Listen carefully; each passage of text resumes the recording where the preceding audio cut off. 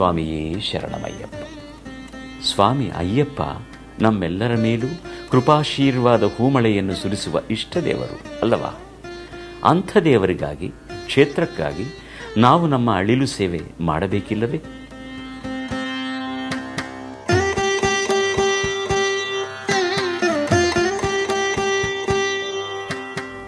ಈ ದೇವರ ಸೇವೆಗಾಗಿ ಕನಿಷ್ಠ ಪಕ್ಷ ನಾವು ಮಾಡಬಹುದಾದ ಕಾರ್ಯಗಳೆಂದರೆ ಪಂಬಾ ಹಾಗೂ ಶಬರಿಮಲೆಯಲ್ಲಿ ಶುದ್ಧತೆ, ಪವಿತ್ರತೆ ಹಾಗೂ ಸ್ವಚ್ಛತೆಯನ್ನು ಕಾಯ್ದುಕೊಳ್ಳುವುದು. ಹೀಗಾಗಿ ಇಲ್ಲಿ ನಾವು ಪ್ಲಾಸ್ಟಿಕ್ ಬಳಕೆ ಮಾಡುವಂತಿಲ್ಲ ಹಾಗೂ ನಮ್ಮ ಬಟ್ಟೆಗಳನ್ನು ಬಿಸಾಡುವಂತಿಲ್ಲ.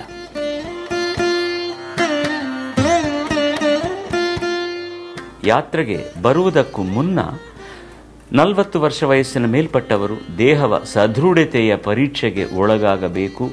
ಇದು ಯಾತ್ರೆಯಲ್ಲಿ ಸಂಭವಿಸಬಹುದಾದ ದುರ್ಘಟನೆಗಳನ್ನು ತಡೆಯಲು ಸಹಾಯ ಮಾಡುತ್ತದೆ.